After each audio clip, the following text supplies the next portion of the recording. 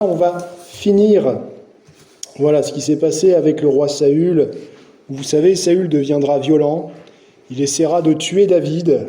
C'est un roi dont le Seigneur l'a rejeté.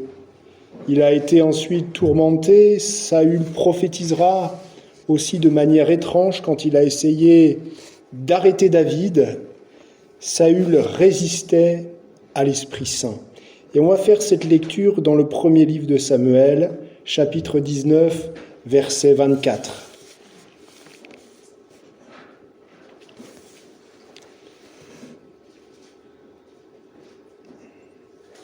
À partir même du verset 23, chapitre 19, il nous est dit « Et Saül se dirigea vers Najoth près de Rama.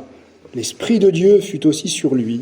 Et Saül continua son chemin en prophétisant jusqu'à son arrivée à Najoth près de Rama. Il ôta ses vêtements et il prophétisa aussi devant Samuel. Et il se jeta nu par terre tout ce jour-là et toute la nuit. C'est pourquoi l'on dit « Saül est-il aussi parmi les prophètes ?» Et c'est très particulier ce qui s'est passé. Il est clair que nous avons aussi dans la parole de Dieu, dans l'Ancien Testament, avec anciennement le roi Saül, des réactions étranges qui ont lieu lorsque, en fait, des gens résistent comme lui à l'Esprit de Dieu ou ne savent pas comment se soumettre à lui. Et là, ce n'est pas aussi pour nous les chrétiens, ce n'est pas une raison pour qu'un chrétien ait peur dans l'Église de s'abandonner à l'Esprit de Dieu. Mais on sait qu'à ce moment-là, Saül, à ce moment-là, était tenu par quelque chose de particulier, un esprit de jugement qui était en lui. Saül était pris par cet esprit de jugement, qui n'était pas du même type que le Saint-Esprit, même si l'esprit du jugement a été envoyé par l'Éternel, lorsque Saül fut rejeté, mais elle dépendait une fois en lui de la volonté de Saül, alors que le Saint-Esprit est de Dieu lui-même qui intervient dans la situation. Je crois que c'est important. Je crois que David aussi, qui va succéder à Saül, David avait refusé 2 fois de tuer Saül. Il avait l'occasion, il a refusé 2 fois. Pourquoi ? Parce que Saül, pour lui rester loin du Seigneur, avait été loin du Seigneur. Mais David était loin de Dieu, le Messiaque aussi. C'est-à-dire que ça annonce le Messie. En hébreu, c'est Messiaque. Selon la volonté de Dieu. David était un roi, chantre, psalmiste, agréable à l'Éternel. David est donc le type qui, dans l'Ancien Testament, va annoncer prophétiquement quelque chose de plus grand que lui encore. Le Messie, le prophète, loin de Dieu, un grand prêtre sacrificateur, le roi des cieux, et qui annonce la personne de Jésus dans le Nouveau Testament. Maintenant, on va faire l'étude du chant, de la louange, de l'adoration, qui va arriver véritablement de manière prophétique du temps de David. Ce qu'il faut bien préciser avec David concernant le chant, concernant la musique, au temps de sa royauté, et on l'a vu même, David était un très bon musicien, rempli de l'esprit, mais il n'était qu'un musicien amateur malgré sa renommée. Des hommes dans le peuple de Dieu comme Asaph, comme Éman, comme Éthan, étaient des professionnels qui créaient et chantaient les psaumes dans le cadre de leur service au culte à rendre à l'Éternel. Et David les a placés à des postes très importants. Et c'est aussi intéressant de voir qu'il n'était pas que chanteur, que musicien, mais qu'Asaph était aussi un prophète. Alors, du temps de David, l'adoration, la louange est venue à l'honneur de manière prophétique lors du culte à l'Éternel. David est un roi pieux qui se soucie avant tout du culte que l'on va faire à l'Éternel. Et David va mettre en place, particulièrement parmi les Lévites, qui étaient affectés à d'autres tâches, comme le transport du coffre, le transport de l'Arche de l'Alliance, il va charger les familles de Lévites, il va les charger des chants avec leurs instruments, afin qu'il y ait une réjouissance éclatante. Il va véritablement élargir la partie de l'adoration, de la louange, des chants. La joie, la louange, les chants lors d'un culte vont être donnés de manière prophétique et vont prendre du temps de David une autre dimension. Dans le premier livre des Chroniques, chapitre 16, va nous révéler, en fait, quand on lit tout ce chapitre 16, je ne vais pas le lire ce soir, mais il nous révèle dans le détail l'organisation d'un culte d'adoration du temps de David. Quels sont les responsables? Quels sont les services? Quels sont les instruments de musique? Vous avez ces trois grands responsables. Vous avez Asaph, son nom signifie celui qui rassemble, le collecteur. Responsable de chœur à l'époque de David, il est un des trois grands chefs de chœur. Il est responsable des chantres, des musiciens, il a aussi le ministère prophétique, il est l'ancêtre d'une confrérie de chantres lévitiques, il est le compositeur et celui qui a amené le psaume 50 et les 10 psaumes du psaume 73 au psaume 83 dans l'Ancien Testament qui lui sont attribués. Il est également musicien d'un instrument particulier, cymbale de bronze. Alors on a plus ces instruments de musique au milieu de nous, on a des batteries, on a des guitares, on a des pianos, mais en fait les instruments de musique, il y en avait de nombreux qui existaient mais qui ont évolué ensuite au cours de l'histoire. Vous allez avoir aussi Éman, dont le nom signifie fidèle homme sage, et aussi Étan, durable et permanent, cela signifie. Ils ont effectué la composition des psaumes 88-89. Tous les deux étaient estimés grandement pour leur sagesse particulière. Et c'était des Lévites. Éman est un Lévite qui va exercer la fonction de chantre du temps de David. Étan est un chantre aussi lévitique du temps de David. Tous les deux sont musiciens et joueurs aussi de cymbales de bronze.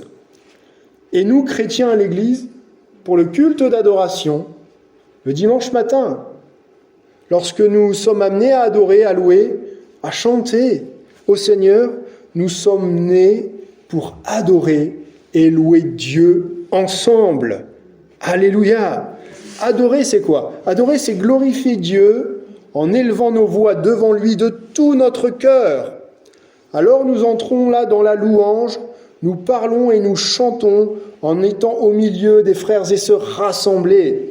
Et Paul va enseigner dans le Nouveau Testament, là, un verset qui est très intéressant. On va voir deux versets de Paul. Dans l'Épître aux Colossiens, chapitre 3, verset 16, « Que la parole du Christ réside au milieu de vous dans toute sa richesse. Instruisez-vous et avertissez-vous en toute sagesse par des cantiques, par des hymnes, des chants spirituels, dans un esprit de grâce, chantez à Dieu de vos cœurs. Instruisez-vous. C'est-à-dire enseignez-vous. Et en fait, ici est amenée la responsabilité des chantres et des chefs de chant dans l'Église déjà. Tenir un discours aux autres en vue de les instruire par ces paroles de chant, par les paroles didactiques. L'enseignement par les cantiques et les chants spirituels, alors que nos chantres, c'est indispensable, nos musiciens soient remplis de l'esprit. Quand le Seigneur m'appelle et que je vais m'engager, par exemple, dans la louange, dans l'adoration, en tant que chantre, en tant que musicien, ma vie spirituelle va changer. Dieu me confie dans l'Église une plus grande responsabilité. Eh bien, je suis amené, par ce verset de Paul, à instruire parmi les chants que je vais amener. Mais, alors oui, j'ai besoin, en tant que musicien, en tant que chantre dans l'Église, d'être renouvelé de l'Esprit de Dieu, d'être rempli de l'Esprit de Dieu et d'être attentif à l'Esprit de Dieu dans la conduite des chants, dans l'enseignement, dans les paroles, mais aussi l'opposition que je risque de recevoir. Puisque c'est souvent le témoignage des chefs de chantre, quand ils ont des volontaires pour servir dans le chant, eh bien parfois on vient revoir les chefs de chantre et dire « c'est dur, c'est compliqué, j'ai pas la même vie. Parfois je me fais attaquer dans ma vie là. C'est compliqué. C'est pour ça qu'il faut vraiment être attentif à l'Esprit de Dieu, être renouvelé par l'Esprit de Dieu, être rempli de l'Esprit de Dieu. Quand par exemple nous chantons des chants inspirés par les écrits des psaumes, et nous en avons, nous devons être attentifs à nos paroles. Il ne s'agit pas des chants du monde, il ne s'agit pas des paroles du monde. Quelle que soit notre tâche, accomplissons tout au nom du Seigneur Jésus, dans une sincère dépendance, attentifs aux paroles des chants. C'est surtout dans les temps de réveil, je trouve, et de plénitude de l'esprit que l'Église chante, que l'Église adore. Et là, c'est intéressant parce que quand l'Église est vraiment dans le chant, dans l'adoration, on peut assez bien juger de son état spirituel par les chants, les cantiques qu'elle produit. Parce que ça arrive aussi à ce que des responsables des chants d'église écrivent des cantiques, écrivent des chants. On en a souvent des nouveaux qui arrivent. Et c'est là que parfois on peut avoir une critique. On peut se dire, mais ce chant, s'il est vraiment inspiré par l'Esprit de Dieu, oh c'est bizarre, mais le nom de Jésus n'apparaît quasiment pas.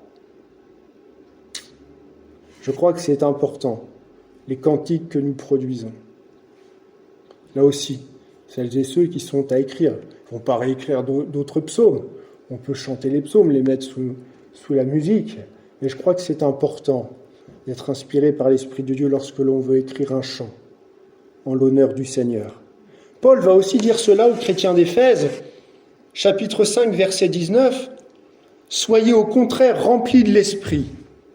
Entretenez-vous par des psaumes, par des hymnes, par des cantiques spirituels, chantant et célébrant de tout votre cœur les louanges du Seigneur. » Et le culte que nous rendons au Seigneur est compris par ce verset comme étant le premier moyen d'entretenir une plénitude spirituelle. Dans ce verset de Paul va citer premièrement les psaumes. Bien, les psaumes, à l'époque, et c'était aussi dans l'Église primitive, ce sont ceux de la Bible. Ils visent, d'après leur sens, un accompagnement musical. Ils étaient chantés dans l'Église primitive.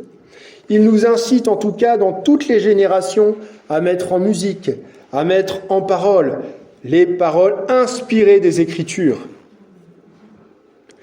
Ensuite, Paul va citer les hymnes. Ce sont ceux que les croyants ont composés en utilisant leurs mots pour exprimer leur foi et leur amour, leur adoration pour le Seigneur.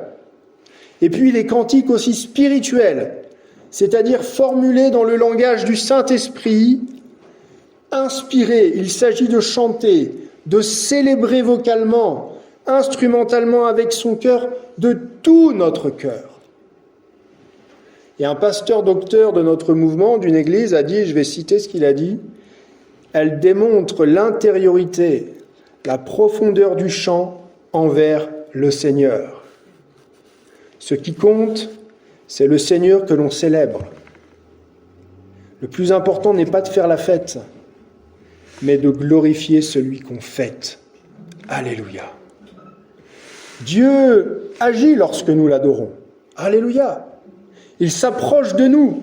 Et vous avez un autre passage dans l'Ancien Testament, 2e livre des Chroniques, chapitre 5e, verset 13e. Regardez ce qui se passe. Et lorsque ceux qui sonnaient des trompettes, on est dans le temple là, et lorsque ceux qui sonnaient des trompettes et ceux qui chantaient s'unissant d'un même accord pour célébrer et pour louer l'Éternel firent retentir les trompettes, les cymbales et les autres instruments et célébrèrent l'Éternel par ses paroles, car il est bon, car sa miséricorde dure à toujours. En ce moment-là, la maison de l'Éternel fut remplie d'une nuée. Les sacrificateurs ne purent pas y rester pour faire le service à cause de la nuée, car la gloire de l'Éternel remplissait la maison de Dieu. Dieu descend de son temple lorsque le peuple commence à le louer, lorsque ceux qui sonnaient les trompettes et les chantent réunis dans un même son pour célébrer, pour louer le Seigneur, firent retentir les instruments et louèrent le Seigneur, car il est bon et sa fidélité pour toujours.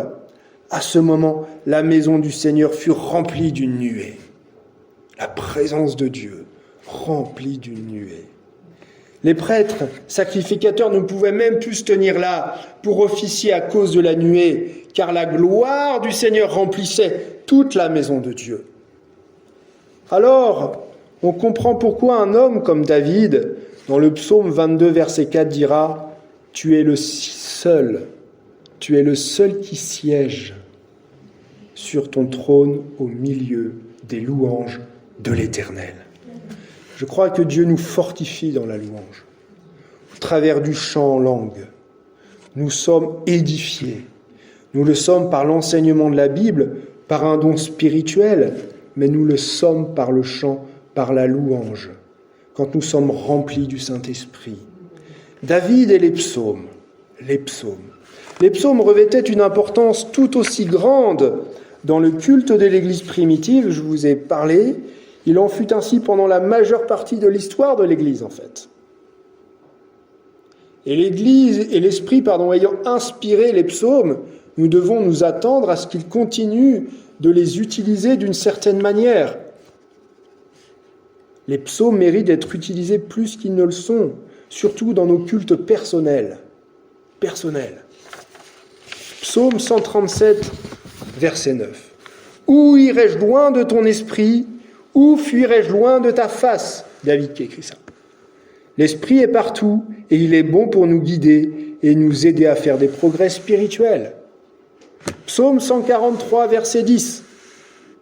« Enseigne-moi à faire ta volonté, car tu es mon Dieu, que ton bon esprit me conduise sur la voie droite. » Et David reconnaît que l'Esprit de Dieu est bon. Le Saint-Esprit qui conduit sur la voie droite, c'est-à-dire le Saint-Esprit qui aplanit nos sentiers, où il n'y a ni faux pas, ni obstacle, ni barrière au progrès spirituel. On voit également une autre différence là, avec ce qui était anciennement le roi Saül. Le Saint-Esprit a continué à résider en David. Il a résidé en David. Dieu qui a choisi, au départ, au travers de Saül, était un roi selon l'attente du peuple. Mais il a choisi David comme un homme selon son cœur. Et bien pourtant, quand vous regardez toute la vie de David, il a été l'homme selon le cœur de Dieu, excepté dans une situation. Excepté dans une situation. Et c'est cité dans la parole de Dieu. 1 Roi, chapitre 15, verset 5. David ne s'est détourné d'aucun de ses commandements pendant toute sa vie, excepté dans l'affaire d'Uri le Hétien. On sait ce qui s'est passé. Il eut une relation avec l'épouse du soldat Uri, qui était Bathsheba, et dont il fit assassiner son mari Uri, également son soldat qui était parti combattre. Le prophète Nathan, qui était le prophète à l'époque du temps du roi David, a repris David à cause de son péché. Et David s'en est repenti. Mais c'est à ce moment-là qu'il a écrit le psaume 51. Et on va rester encore sur les psaumes, parce que c'est intéressant de voir les psaumes inspirés par l'Esprit de Dieu, mais au travers d'une âme qui va déverser sa tristesse et qui va déverser sa repentance. Et dans le psaume 51, David va exprimer son humilité, son attachement au Seigneur. Il a péché gravement. Bien que Nathan l'ait averti que le fils qu'il avait eu dans la relation avec Bathsheba allait mourir, David a supplié Dieu de le laisser vivre. Sa relation avec Dieu était telle qu'il était prêt à persister dans la foi et dans l'espérance afin qu'il puisse revenir sur cette décision. Pourtant, quand le jugement est tombé, David l'a entièrement accepté. Cette histoire nous montre aussi la grâce et la souveraineté de Dieu. Nous allons nous arrêter sur quelques rédactions de ce passage du psaume 51 et l'action du Saint-Esprit. Extrait du psaume 51, où David va y répandre son âme, criant vers Dieu, cherchant le pardon de Dieu. Psaume 51, verset 12, verset 13.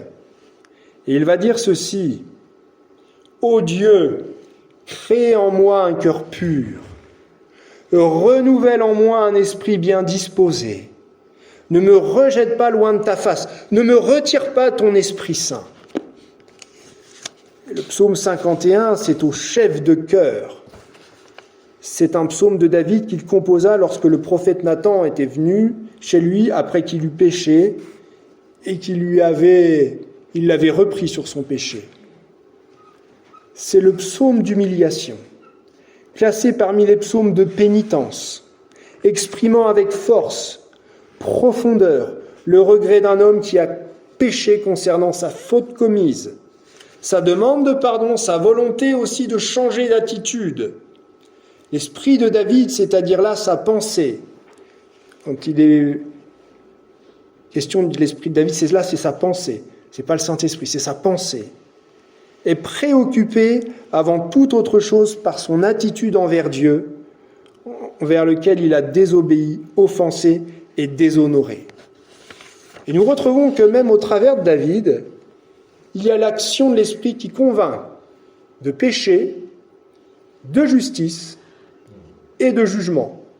Ça, c'est un verset dans Jean, chapitre 16, verset 8, Nouveau Testament. Cette faute commise par David va révéler la corruption générale qui s'était installée dans son cœur. Mais David approuve pleinement le jugement de Dieu face à son péché. Ce n'était pas n'importe quel péché, parce que quand on regarde dans le détail, le péché qui, selon la loi de Moïse qu'il avait commis, eh bien, il risquait la peine de mort. David demandera même l'hysope. C'était ce que l'on utilisait pour l'aspersion de sang, pour la purification dans les rites ordonnés par la loi de Moïse, pour être purifié. Donc David a conscience de la nécessité d'une purification et d'une transformation intérieure que seul Dieu peut opérer. C'est la grande différence avec Saül.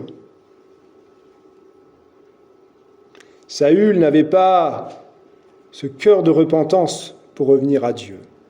Son attitude de repentance, c'est vraiment un contraste avec Saül. Au lieu de ça, lui, Saül, recommence à commettre les mêmes péchés.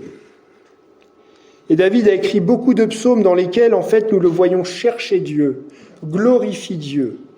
Il est souvent décrit comme le roi berger, le guerrier, le poète, le musicien. Tout au long de sa vie, il a vécu tous les niveaux des émotions humaines, David. Pourtant, au travers de tout cela, malgré le péché commis, il s'est toujours tourné vers Dieu et s'est confié en Dieu. On voit dans ces psaumes que même quand David était découragé et abattu, il levait les yeux vers son Créateur et le louait. Sa dépendance à Dieu, sa volonté à approfondir sa relation avec lui font partie des raisons pour lesquelles il est décrit comme un homme selon le cœur de Dieu. L'identification par David de l'Esprit de Dieu comme étant le Saint-Esprit est significative. David voit que l'Esprit agit chez lui personnellement, en relation avec ses besoins, avec sa personne. Ô Dieu, crée en moi un cœur pur. Créer, c'est-à-dire c'est un cœur qui ne soit pas mélangé, que vraiment mon cœur soit parfait. Le mot créer ici est employé ici uniquement pour l'activité divine, l'activité de Dieu. David ne pouvait pas le faire lui-même, il est dépendant de Dieu. Ensuite, renouvelle en moi, dans mon être intérieur, un esprit bien disposé, c'est-à-dire un esprit ferme, résolu, digne de conscience, un esprit fidèle. Il s'agit de son esprit humain que Dieu peut renouveler. Parce que l'esprit humain, par lequel le péché peut aussi pénétrer, nos pensées. Mais le but de David, rempli par l'esprit, c'est de faire la volonté de Dieu et d'être prêt à le suivre. Et puis il lui dira, ne me rejette pas loin de ta face. Au travers de l'esprit, du Saint-Esprit, David est conscient de la présence de Dieu. Le fait que l'Esprit de Dieu lui parlait prouvait que Dieu ne l'avait pas chassé, ni rejeté comme Saül. Ne me retire pas l'Esprit Saint qui vient de toi, dit-il, comme ce fut le cas de Saül. Et je crois que quand il écrit cela, il a dû quand même penser à ce qui s'était passé avec Saül. Il le redoutait. Et David demande à être purifié du péché.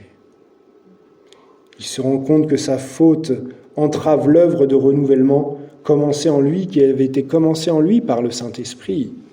Rends-moi la joie de ton salut. Rends-moi la joie de ton salut, verset 14. Parce que pendant 1 an, David pensait qu'il avait couvert et caché son péché. Et puis Nathan était venu le faire révéler. Sa joie pendant 1 an à David n'avait pas été la même. Mais Dieu pardonna à David, renouvela David. Et David dut quand même, malgré le pardon de Dieu, faire face à la gravité de ses actes et aux conséquences du péché. Et on peut recevoir le pardon de notre péché, être renouvelé et rempli de l'Esprit, mais Dieu nous laisse aussi faire face aux actes passés lorsque l'on a péché et assumer ces actes. Et je vais même dire, Dieu fait grâce aussi parfois. Dieu fait grâce. On l'entend au travers des témoignages de conversion. La Bible mentionne plusieurs fois l'Esprit en relation avec David et aussi à la fin de sa vie. On va arriver sur la fin et comme quoi, par exemple, comme le projet de la construction de la maison de Dieu qu'il voulait, du temple de Dieu. Premier livre des Chroniques, chapitre 28, verset 12, mais David donna à Salomon son fils le modèle du portique, des bâtiments, des chambres du trésor, des chambres hautes, des chambres intérieures et de la chambre du propitiatoire. Il lui donna le plan de tout ce qu'il avait dans l'esprit, touchant les parvis de la maison de l'Éternel et toutes les chambres alentour pour les trésors de la maison de Dieu et les trésors du sanctuaire. Et David encouragea Salomon dans cette entreprise. Pourquoi ? Parce que Dieu avait parlé à Nathan le prophète pour qu'il informe David que ce ne serait pas lui, mais que ce serait son fils Salomon qui bâtit le temple de Dieu. Dieu avait dit non à David. Pourquoi Dieu parfois nous dit non ? C'est parce qu'il a quelque chose de prévu pour nous, quelque chose d'autre. Et quand le Seigneur a des plans, nous devons parfois passer par son nom. C'est vrai que parfois nous voulons faire des choses dans l'Église, pensant être remplis de l'Esprit, pensant être... Tiens, moi j'aimerais bien servir là. Parfois c'est notre chair qui parle. Et le Seigneur nous dit non. Mais nous voyons que c'est ça qui est intéressant. Que malgré le nom du Seigneur, concernant que ce soit David qui fasse le temple et qu'il demande à ce que ce soit Salomon son fils, nous voyons que David n'a pas manifesté de colère envers Dieu. Même David aida son fils Salomon, on l'a lu, ou lui donna même tous ses plans. Il est beau de voir des ouvriers de l'ombre qui cherchent à bénir les autres et à les aider. Et Salomon, le fils de David, alors il a aussi connu l'inspiration du Saint-Esprit, le don de sagesse particulier venant à travers le Saint-Esprit. Alors on ne parle malheureusement que d'une seule fois du Saint-Esprit dans le livre des Proverbes, par exemple. Proverbe 1, verset 23, « La sagesse crie, je répandrai librement mon esprit sur vous, je vous ferai connaître dans votre propre expérience mes paroles. » C'est ici la sagesse personnifiée, la sagesse divine de Dieu qu'a expérimenté Salomon. Répandre, c'est le même verbe que le verbe déverser, un flot de paroles. Proclamer, employer aussi, c'est le même mot qu'on va employer quand on va vouloir faire jaillir de l'eau, que le jaillissement. Et ce verbe répandre annonce donc un grand jaillissement du Saint-Esprit à venir, qui est relié à un flot de paroles au travers lesquelles le Saint-Esprit va se manifester. Et les livres de Salomon ne parlent pas souvent de l'Esprit, mais reflètent son activité au travers de cet homme. Salomon s'attendait à ce que la sagesse de l'Esprit soit répandue, jaillisse en paroles. Cela s'accorde avec le fait que le don des langues chez nous, que la prophétie, que les paroles de sagesse sont des dons de l'Esprit qui sont très importants et que l'on verra plus tard dans l'étude du Saint-Esprit, dans le Nouveau Testament, Que le nom du Seigneur soit glorifié ce soir. On va arrêter là. J'espère que vous avez passé un bon moment. Que Dieu vous bénisse, que Dieu vous raccompagne chez vous, vous protège. Et on va prier pour notre retour entre les mains du Seigneur. Je vais demander à notre frère Jackie Ancien, s'il veut bien, nous remettre entre les mains du Seigneur.